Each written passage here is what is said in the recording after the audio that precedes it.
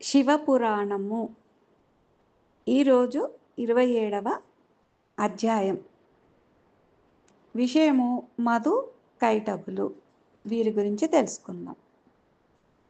గురుదేవ, మాయ నుండి విడిపడ్డ శ్రీ మహావిష్ణువు మధుకైటభ సంహారం చేశాడు అన్నారు కదా, ఆ వృత్తాంతాన్ని కాస్త వివరిస్తారా అన్నాడు కృష్ణశర్మ.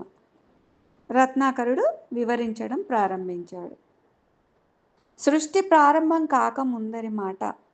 క్షీరసాగరంలో శ్రీ మహావిష్ణువు శేషశాయి అయి నిద్రిస్తున్నాడు.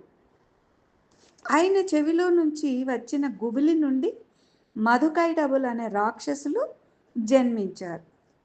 వారిద్దరూ నీటిలో ఆడుతూ, ఇంత నీరు ఎక్కడి నుండి వచ్చింది, ఈ నీటికి ఆధారం ఏమిటి, మన పుట్టుక కారణం ఏమిటి అని ఆలోచిస్తున్నారు. ఇంతలో వాగీజం వినిపించింది. దాన్నే మంత్రంగా తీసుకొని 1000 సంవత్సరాలు తపస్సు చేశారు. వారి తపస్సుకు మెచ్చి పరమేశ్వరుడు ప్రత్యక్షమై ఏ వరం కావాలో కోరుకోమన్నాడు. వారు మాకు స్వచ్ఛంద మరణం కావాలి అన్నారు. తథాస్తన్నాడు పరమేశ్వరుడు.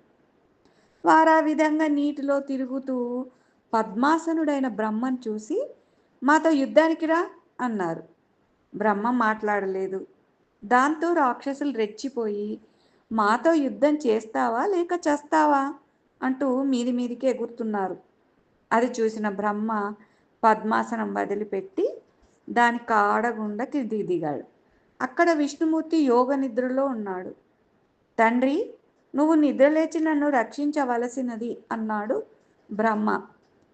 విష్ణువు లేవలేదు. ఎన్నిసార్లు పిలిచినా పలకలేదు. అప్పుడు అర్థమైంది బ్రహ్మకు, విష్ణువుని యోగమాయ ఆవరించి ఉన్నది. ఆ మాయ వదిలితే గాని అతడు నిద్ర లేవడు. బ్రహ్మదేవుడు పరిపరి విధాల యోగమాయను ప్రార్థించాడు. బ్రహ్మదేవుని మొర ఆలకించిన యోగమాయ విష్ణువును వదిలింది. తన దగ్గర నిలబడి ఉన్న బ్రహ్మను చూసి, కుమార, తపస్సు వదిలి ఎందుకు ఇలా వచ్చావు అన్నాడు. జరిగిన విషయం చెప్పాడు బ్రహ్మ.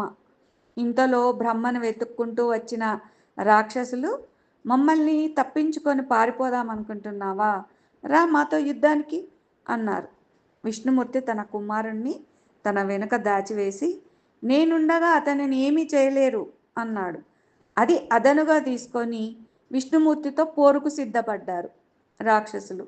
ముందుగా మొదటివాడు విష్ణువుతో యుద్ధం చేస్తున్నాడు, చోద్యం చూస్తున్నాడు రెండవ వాడు. ఇలా కొన్ని సంవత్సరాలు గడిచాయి. మొదటివాడు బాగా అలసిపోయాడు. రెండవవాడు యుద్ధానికి వెళ్ళాడు. మొదటివాడు విశ్రాంతి తీసుకుంటున్నాడు. ఈ రకంగా ఒకరి తర్వాత ఒకరుగా యుద్ధం చేస్తున్నారు. విష్ణుమూర్తికి మాత్రం విశ్రాంతి లేదు. ఒకసారి విష్ణువు, మీరిద్దరూ విశ్రాంతి తీసుకుంటూ నాతో యుద్ధం చేస్తున్నారు, మరి నాకు కూడా విశ్రాంతి కావాలి కదా అన్నాడు. సరే అన్నారు మధుకైటభులు. విశ్రాంతి తీసుకునే సమయంలో పరమేశ్వరుణ్ణి ప్రార్థించాడు శ్రీ మహావిష్ణువు. యోగమాయ నీకు సహకరిస్తుంది, వాళ్ళని మాయోపాయంతో జయించు అన్నాడు పరమేశ్వరుడు. ఈసారి యుద్ధం ఆరంభమైంది. ఒక్క దెబ్బతో రాక్షసులను కింద పడేశాడు శ్రీ మహావిష్ణువు. వెంటనే, నాతో ఇంతకాలం యుద్ధం చేసిన వారు ఎవ్వరు లేరు, మీ శక్తియుక్తులకు మెచ్చాను, ఏం వరం కావాలో కోరుకోండి అన్నాడు. రాక్షసుల అహం దెబ్బతిన్నది. అప్పుడు వారు, నువ్వు మాకు వరాలు ఇచ్చేంతటి వాడివా, మేమే నీకు వరం ఇస్తాం, ఏం కావాలో కోరుకో అన్నారు. ఆ మాట విన్నాం శ్రీ మహావిష్ణువు అవకాశం వదులుకోలేదు. మీరు నా చేతిలో చావాలి అన్నాడు. సరే, నీరు లేని చోట మమ్మల్ని చంపు అన్నారు రాక్షసులు. విష్ణువు తన ఆకారం బాగా పెంచేసి రాక్షసులను తన తొడల మీద పడేసి చక్రాయుధంతో వారి తలలను నరికేశాడు అంటూ చెప్పాడు రత్నాకరుడు. రేపటి శీర్షికలో మహిషాసురుడి విషయం గురించి తెలుసుకుందాం. శివోహం